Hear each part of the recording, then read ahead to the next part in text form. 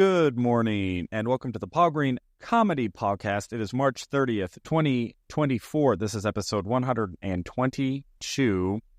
That is 122 straight episodes daily of the Paul Green Comedy PaulCast, a podcast for dreamers by a dreamer, stand-up comedian, and actor and improviser Paul Green, documenting my journey daily as I navigate some pretty significant dreams and trying to figure it out as I go and sharing what I learn on the journey to anybody who might be interested, which so far I know that my mom listens.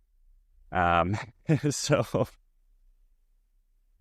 I do have some fans who comment, and I am happy to just share my journey for anybody who might have a big dream, might not know how to go about it, might be struggling, might be having doubts, all of the things. And this is just my opportunity to share what I'm going through, having a fairly audacious, unrealistic, or at least it appears unrealistic, goal for my comedy career, for my acting career.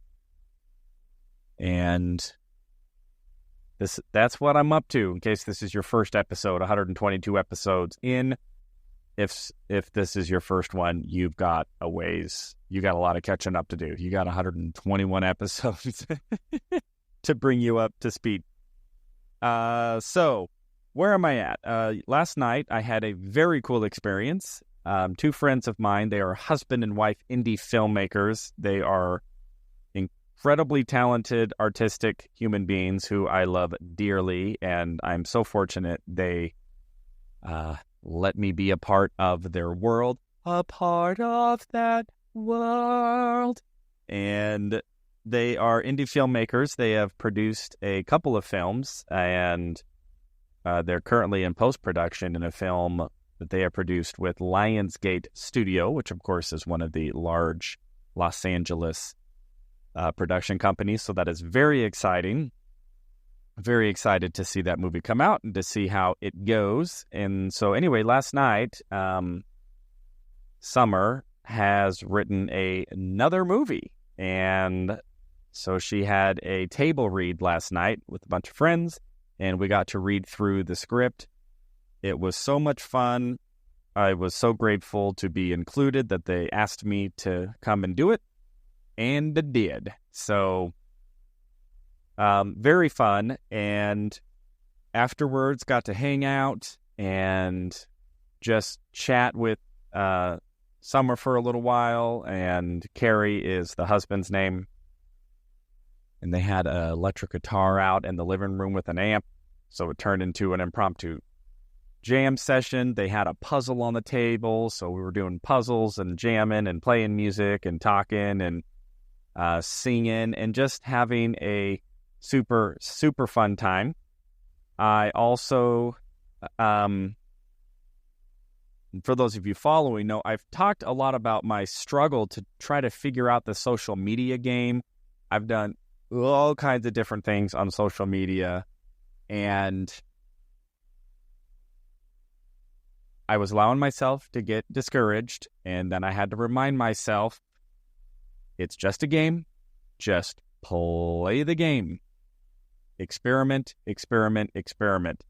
And so about 4 or 5 months ago now, I had filmed about a 1-hour stand-up comedy special, and I posted the whole thing online in its entirety, but then I also started cutting up clips and posting them on social media, hoping that maybe one of the clips would catch some traction.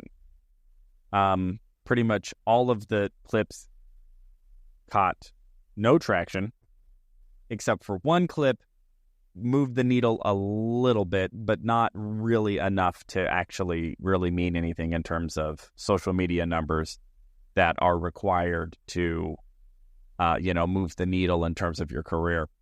And so I probably posted over 60 clips from that stand-up comedy special. All,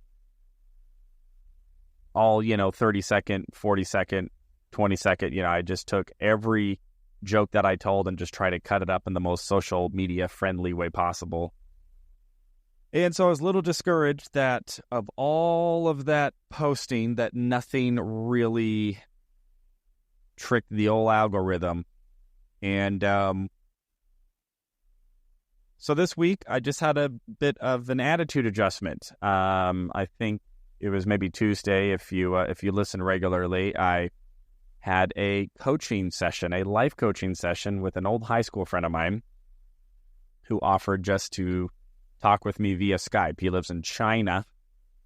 And the main conclusion I drew from that meeting was everything that's hindering me from getting what I want, I think, is between the ears.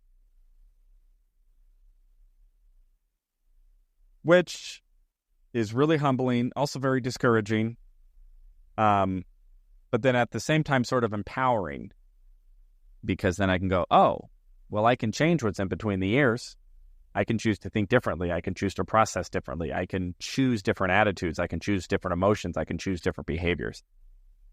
There is so much more in my capacity to act than I think that I give myself credit for, or that I'm able to realize or recognize, or that I want to recognize at any given time.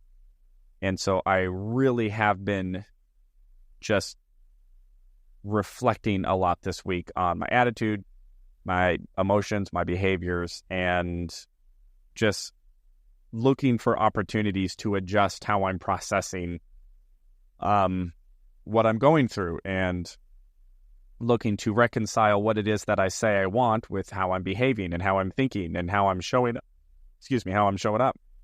And so that's been a fun challenge these last couple of days.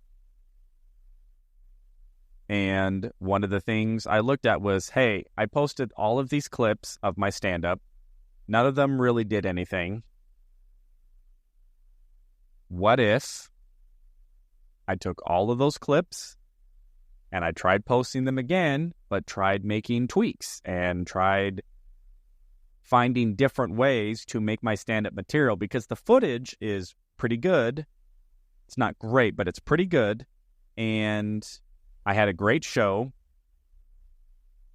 There's tons of material in there. And I'm just going, well, maybe let's just try again. Let's just try posting everything again and just try to brainstorm ways to make these clips more social media friendly this go around. And as I was doing this, I thought to myself, sorry, you have no idea why I just laughed at myself, but so I thought to myself, self is actually me impersonating one of my old marketing professors from ASU like 20 years ago. And I haven't thought about that guy since ASU. And gosh, that would have been like 2006, 2007. I have not even thought about that guy. And for some reason, that just popped into my head. I don't even remember the guy's name. But that was one of his fun little quirky things he'd always do. So I was thinking to myself, what's the most successful stand-up comedy video that I have ever posted on TikTok? And I know exactly what the answer is, because about 3 years ago, I did this same thing where I took this long-form stand-up comedy routine that I had. It was about an hour long, and I cut all of the clips up into small little, sound bites, 30-second, 15-second, 1-minute clips. And I posted probably 20 or 30 stand-up comedy clips. And of all of those clips, there was one clip that went viral, at least according to my standards. Not according to internet standards, but according to Paul Green standards. It got about 70,000, maybe 80,000 views, which every other video I was posting was getting in the hundreds. A couple hundred, 300, 700. And then all of a sudden I had this one video go up to 80,000. And I'm going, what the heck is happening? I didn't even really understand what was going on or why, because I'd been posting all of this stuff and this had never happened to me. But I didn't really have any more stand-up material, and so then I had that one video do really well, and then since then I've tried so many different things, but nothing really consistency, and nothing has really worked, and no other clip that I've ever posted has gotten close to that 80,000 views. So I went back and I was thinking, okay, was there anything that I did differently on that video that maybe potentially led to it being so much more successful than the others? And when I watched it, I remembered something about how I edited that video.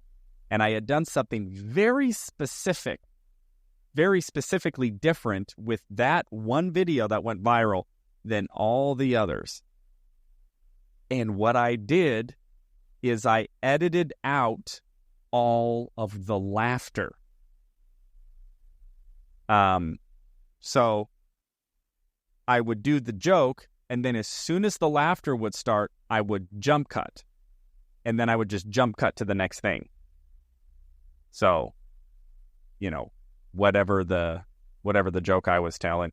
I can't even remember what routine it was. It was my jury duty routine. I don't remember the jokes though. So it'd just be like, so then I ba ba ba ba and ba ba ba ba ba, and then people are ha ha, and then ba ba ba ba ba, and then I would just skip.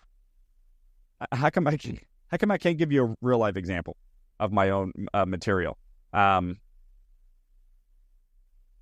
think the opening joke was something like, "Hey everybody, I'm an American hero because out of 15 million people in Los Angeles County, they selected me for jury duty." Ha ha ha. But then I wouldn't, in this video, as soon as the last would start, I would just cut. And then the next thing, go right to the next thing I would say, which is, I think in that one, it's like, yeah, I didn't pretend to get out of it. I didn't pretend to be injured or racist. And let's be honest, I could at least pass as a racist. Ha ha ha ha. Skip. And then skip the laughter. So when you watch the video is constantly jumping forward.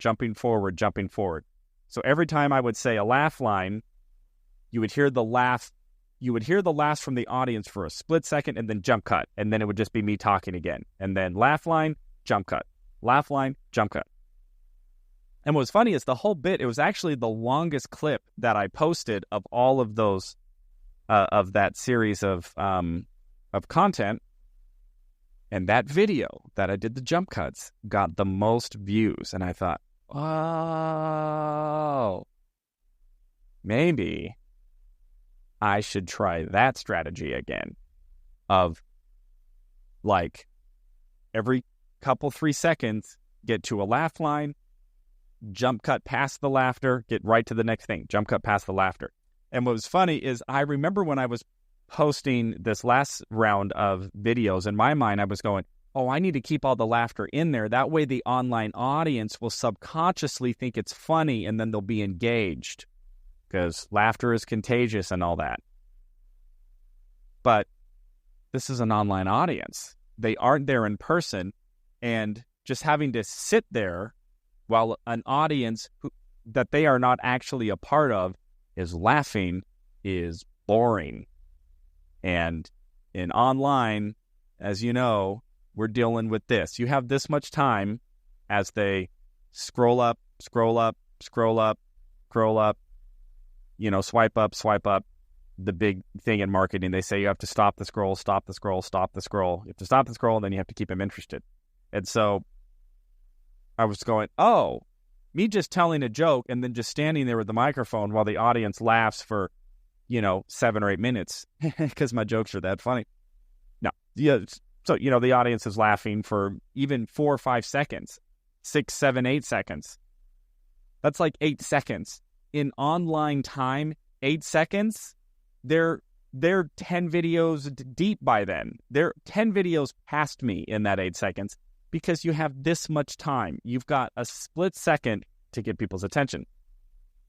So at least that was what I was philosophizing. So I said, all right, I'm going to go back to the beginning and I'm going to recut the clips from that stand-up comedy special and do those jump cuts. Cut out all the laughter, cut out any space, and keep it moving, keep it moving, keep it moving. Just every couple of seconds, jump cut. Every couple of seconds, jump cut. So I would even put jump cut in between, even if it wasn't a laugh line, I would even put jump cuts if I even paused. So, let's just say I was going, so I'm a single man, and as a single man, I find whatever. Let's say that was the premise. So that pause in there, if I were to edit that now, I would actually edit that pause. There'd be like, I'm a single man. As a single man, you find out, right? And I actually cut it to look choppy, to make it look like, oh, I was looking this way, and then all of a sudden it jump cuts, and then I'm, like the next frame I'm looking this way, and you can tell that I'm like cutting out. I just cut out every sliver of downtime, every laugh, and just made the video as concise and quick and choppy as possible. And I've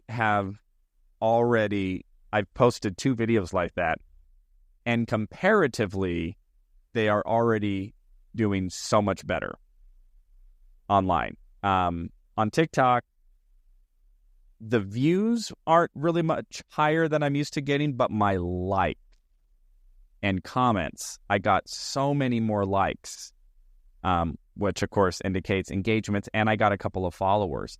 That wasn't happening when I was posting those stand-up comedy videos before. And then they did much, much better on YouTube Shorts. Not so much on Instagram. That's the thing. All of these platforms have their nuances and their own sort of demographics that lean towards certain types of content over other types of content.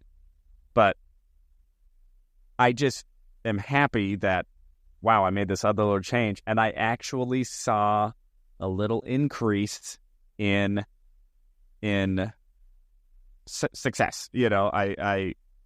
I got a little bit better response by editing the videos that way than when I'd edited the other way.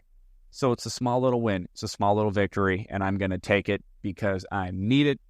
And I am now excited to go back through all of that stand-up material and now getting very meticulous. And I'll tell you, I probably spent about 2 hours just cutting about a 30-second clip because I was trying to get as meticulous as possible. And there would be times where it's like, oh, I have 0.3 seconds of space in between this one, where if you were to look at the sentence, it's a comma. But where that comma goes, I actually have 0.3 seconds. Can I just cut that 0.3 seconds and actually just make the sentence shorter and put a jump cut there?